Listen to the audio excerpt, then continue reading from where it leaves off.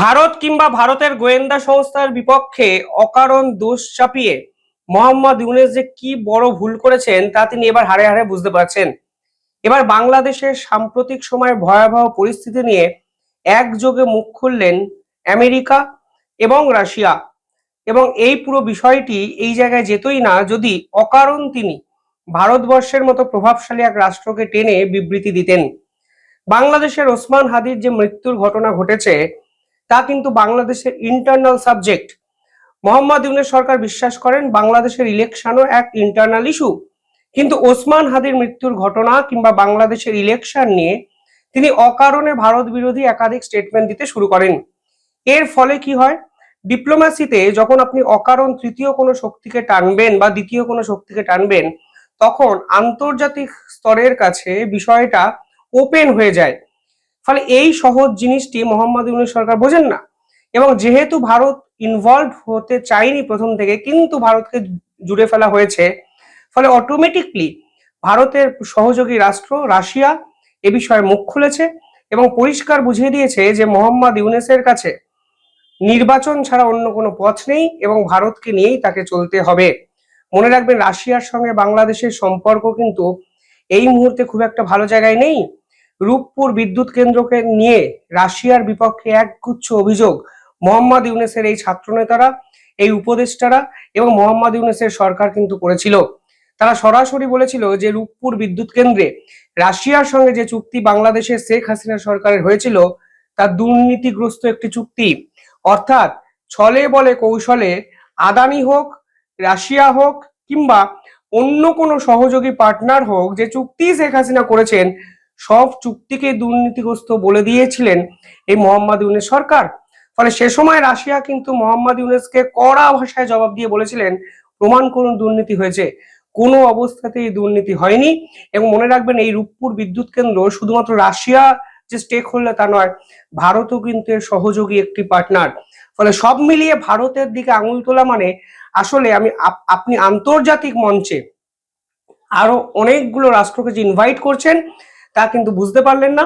কিন্তু এখন দেখুন, বাংলাদেশের ইলেকশন নিয়ে মার্কিন রাষ্ট্রদূত, রাশিয়ান রাষ্ট্রদূত, ভারত একযোগে কমেন্ট করতে শুরু করেছে। ফলে মোহাম্মদ ইউনূসের আন্তর্জাতিক স্তরের খেলাটা কিন্তু শেষ হয়ে গেছে।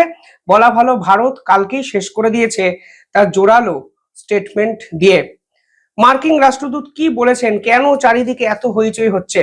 দেখুন, মার্কিন রাষ্ট্রদূত যা বলেছেন তা আসলে মোহাম্মদ ইউনূসের বিদায় ঘন্টাটা বাজিয়ে দিয়েছে। তিনি পরিষ্কার বলেছেন যে আপনি প্রতিবেশী তো বদলাতে পারবেন না। ফলে আপনি যখন প্রতিবেশী বদলাতে পারবেন না, তাহলে প্রতিবেশীর সাথে সম্পর্ক খারাপ করছেন কেন? পরিষ্কারভাবে মোহাম্মদ ইউনূসের বাংলাদেশকে তিনি কাঠগড়ায় তুলেছেন এবং ওসমান হাদির মৃত্যুতে কেন ভারতকে অকারণ দোষারোপ করা হয়েছে সেই প্রশ্নও কিন্তু তিনি প্রত্যক্ষ এবং পরোক্ষভাবে সর্বসমক্ষে তুলে দিয়েছেন। আমি কোট আনকোট মার্কিন রাষ্ট্রদূত আলেকজান্ডার খোজিন কালকে কি বলেছেন বাংলাদেশে আমি একটু আপনাদেরকে বলছি, তাহলেই বুঝবেন কিভাবে পুতিন এই মুহূর্তে দাঁড়িয়ে ভারতের পাশে ফের একবার এসে দাঁড়ালেন। পরিষ্কারভাবে তিনি বলেছেন যে রাশিয়া এর আগে কখনো কোনো দ্বিপাক্ষিক সম্পর্ক নিয়ে কমেন্ট করেনি। এটা একদম ঠিক একটি স্টেটমেন্ট। রাশিয়া কখনো কোনো দুই রাষ্ট্রের মধ্যে ঢোকেনি। ইতিহাস যদি দেখেন, দেখবেন যে কোনোদিনই রাশিয়ার পক্ষ থেকে এই ধরনের কমেন্ট আসেনি। কিন্তু এই প্রথমবার তারা ভারত এবং বাংলাদেশের সম্পর্ক নিয়ে কমেন্ট করছে, কারণ এই কমেন্ট করার লাইসেন্সটি মোহাম্মদ ইউনূস দিয়ে দিয়েছেন।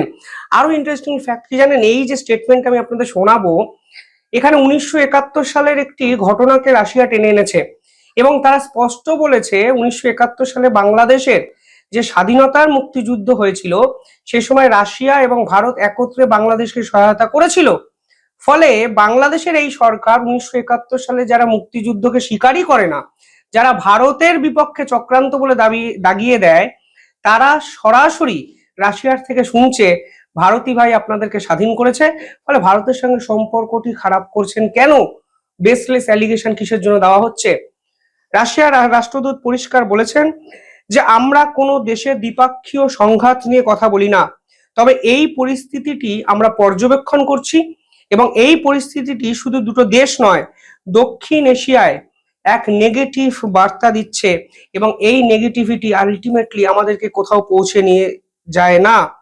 পাশাপাশি তিনি পরিষ্কার বলেছেন যে এই মুহূর্তে দাঁড়িয়ে 1971 সালে আমরা জানি বাংলাদেশের স্বাধীনতা অর্জনে ভারতের ভূমিকা ছিল। ভাবুন, বাংলাদেশে বসে রাশিয়া বলছে 1971 সালে স্বাধীনতা অর্জনে ভারতের ভূমিকা ছিল। ফলে মোহাম্মদ ইউনূসের কি আর কিছু বলার থাকে?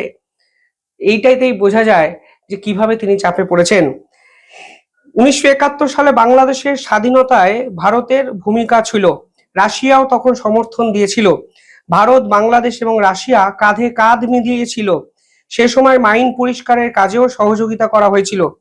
আমার অবস্থান পরিষ্কার, যে কোনো ধরনের উত্তেজনা দ্রুত সম্ভব কমাতে হবে।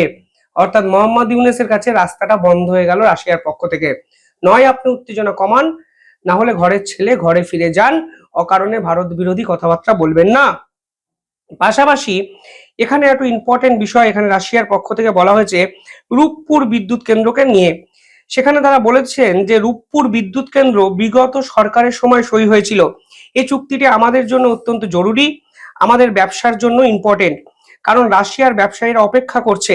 রাজনৈতিক অনিশ্চয়তার কারণে, ভালো করে শুনুন, খুব ইম্পর্টেন্ট লাইন, রাজনৈতিক অনিশ্চয়তার কারণে বাংলাদেশিরা বা ব্যবসায়ীরা নির্বাচনের মধ্য দিয়ে বাংলাদেশে একটি ফলাফলের অপেক্ষা করছে। অর্থাৎ নির্বাচন করুন, ফলাফল প্রকাশ করুন। রাশিয়া বিপুল পরিমাণে ইনভেস্টমেন্ট বাংলাদেশে করে দিয়েছে, ফলে অকারণে এই গড়িমসি না করে দ্রুত সম্ভব নির্বাচন অর্গানাইজ করে রূপপুর বিদ্যুৎ কেন্দ্র কাজ শুরু করুন। শুধু রাশিয়া সরকার নয়, রাশিয়ার একাধিক ইনভেস্টর, ব্যবসা যারা করেন তারাও কিন্তু অপেক্ষা করছে।